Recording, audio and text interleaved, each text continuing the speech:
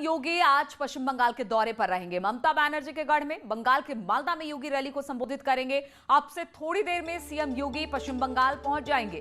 CM योगी 12:40 पर Bagdogra airport पर पहुंचेंगे, जहां से वो हेलीकॉप्टर से मालदा जाएंगे।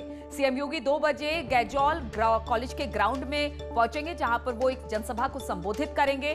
और इसके बाद सीएम योगी 3 बजे के आसपास कार से हेलीपैड से होते हुए वो रवाना होंगे। सीएम योगी शाम 4:20 पर लखनऊ के लिए रवाना होंगे और शाम को ही 6:20 पर ये लखनऊ सीएम योगी पहुंच जाएंगे।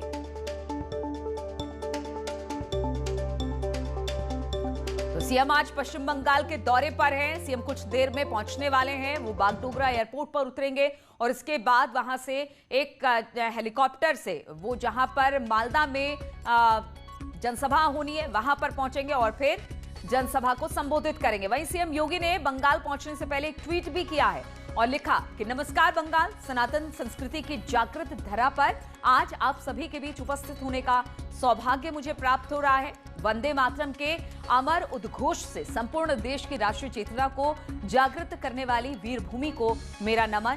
जय श्री राम।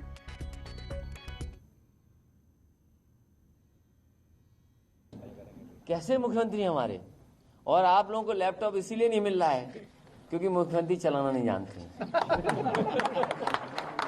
ये एक्सप्रेस वे इसलिए नहीं बन पा रहे हैं क्योंकि एक्सप्रेस वे उन्होंने तय किए थे बनना। ये जो अलाइनमेंट है समाजवादियों की देन है, सब कुछ समझ गया। मुख्यमंत्री जी केवल मुकदमे लगा सकते हैं, अपने मुकदमे वापस लेंगे और गरीब जनता पर मुकदमे लगा देंगे, या हमारे मुसलमानों पर मुकदमे लगा देंगे, समाजवादियों पे मुकदमे लगा देंगे, अल्पसंख्यकों मुकदमे लगा देंगे, किसानों पे मुकदमे लगा देंगे, नौजवान अभी इलाहाबाद में नौकरी मांगने गए उन पे मुकदमे लगा दिए। ये अपने मुकदमे हटाना जानते हैं, वापस देना जानते हैं, और गरीब जनता अगर बोलेगी तो उसमें मुकदमा लगाना जानते हैं। अब प्रचार करने जा रहे हैं केरला, जहां मलयालम भाषा नहीं जानते। प्रचार करने जा रहे हैं बंगाल, जहां बंगाली भाषा नहीं जानते।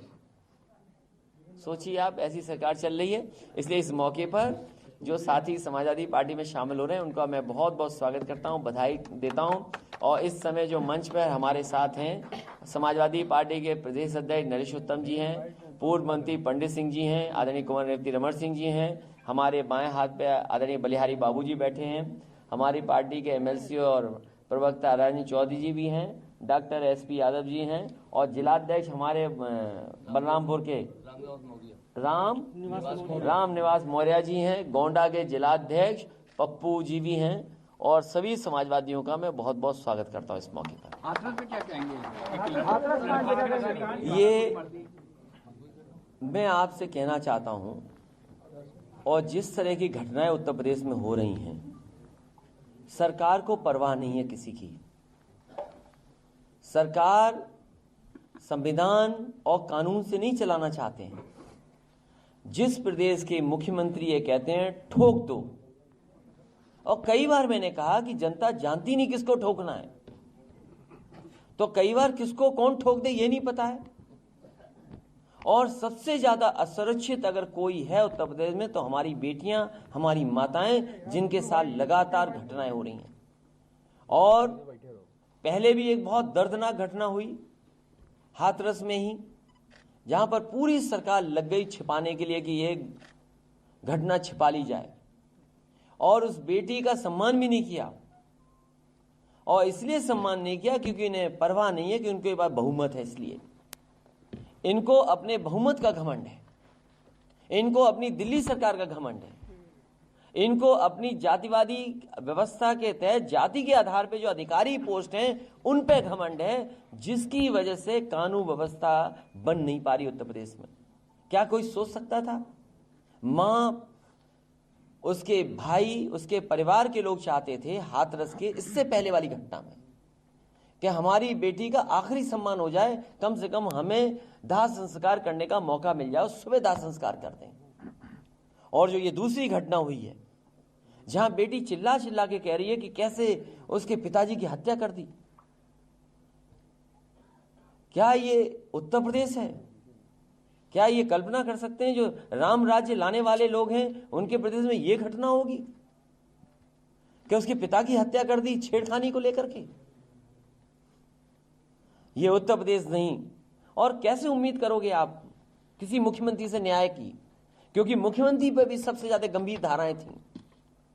इतनी गंभीर धाराएं पूरे देश में किसी मुख्यमंत्री पर नहीं थी, और वो धाराएं वापस ले ली। जो दूसरों को कहते हैं अपराधी हैं, दूसरों को गुंडा कहते हैं, दूसरों को न जाने किस भाषा से कहते हैं, लेकिन सोचिए इनकी सरकार में क्या हालत है। जेल में मार दिया गया, कोई पता नहीं किसने मारा। जेल में, कोर्ट में, बिजनौर में कोर्ट में हत्या हुई, न जाने कितनों की हत्या हो चुकी है। इस राजधानी में हत्या हुई।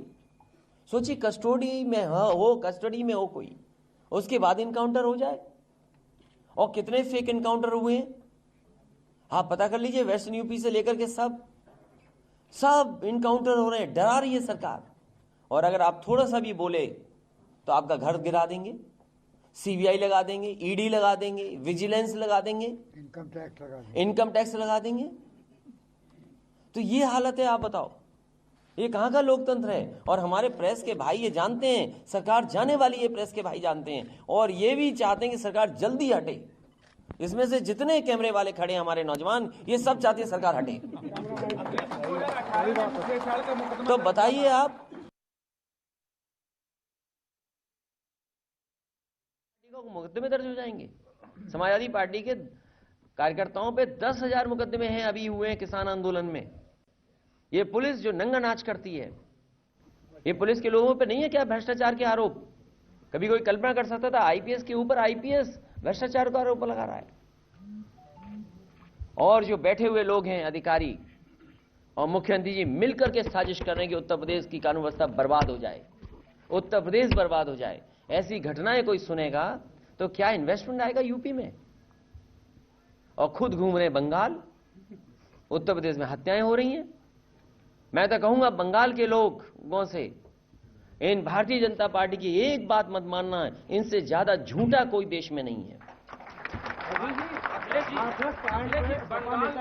सर्कुलेट की जा रही सोशल मीडिया पर। मैं ये कहता हूं भारतीय जनता पार्टी किसी, याद कीजिए जब विकास की हत्या हुई थी उसकी मां से क्या कहलवाया था इन्होंने, आप भूल गए वो बात। इन्होंने ये प्रचार किया कि समाजवादी पार्टी से वो जिला पंचायत सदस्य का चुनाव लड़े थे। ये Bharatiya Janata party social media पर झूठा प्रचार करते हैं। इनसे ज्यादा साजिश करने वाला, षड्यंत्र करने वाला, झूठ बोलने वाला कोई नहीं हो सकता। मौजूदा कानून मंत्री कह रहे हैं कि सपा सरकार ने जो है आतंकवादियों के जो मुकदमे वापस लिए थे हमने। और मुख्यमंत्री क्या है? अगर समाजवादियों ने आतंकवादियों के लिए मुकदमे वापस, तो मुख्यमंत्री क्या है ये बताएं हमें मुख्यमंत्री जी खुद। और ये कहते हैं कि लाल टोपी वाले गुंडे दिखते हैं। अरे 2 तस्वीर लेकर के जाइए, एक हमारे मुख्यमंत्री जी की और एक किसी भी नौजवान की लाल टोपी को लेकर के। बच्चा 2.5 साल का कह देगा कि कौन क्या है।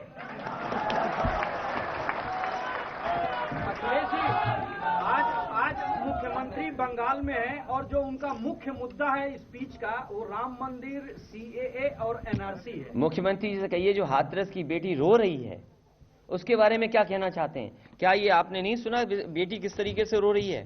क्या आप ये भूल गए इन बातों को? मैं अभी सुना रहा हूं आपके सामने, क्योंकि आप लोग भी भूल जाते हो, ये अभी भी भूल जाते हैं।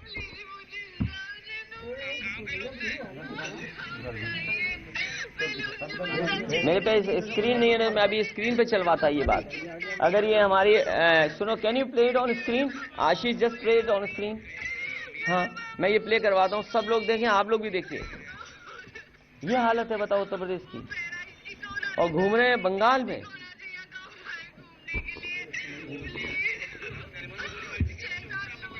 और समाजवादी पार्टी के लोग इस बहन से मिलने जाएंगे। समाजवादी पार्टी का डेलीगेशन बहुत जल्दी जाएगा, और जब मैं मथुरा जाऊंगा तो इस परिवार से मैं मिलने जाऊंगा। बात है, ये हालत है। ये तो आज इस बेटी के साथ हुआ, हमारे आपके किसी परिवार के साथ हो जाएगा तब कहां बचेंगे हम लोग? बताइए आप। और घूम रहे हैं बंगाल में जाकर के।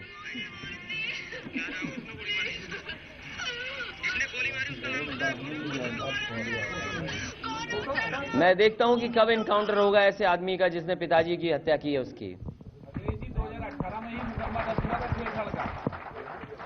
सवाल वो नहीं है, तुम आप फिर बिक गए, तुम बिक गए, बस इतने में बिक गए तुम।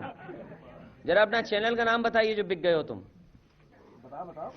अब क्यों छिप गए हो तुम जाकर के? अगर हैसियत है तो बताइए किस चैनल की और है।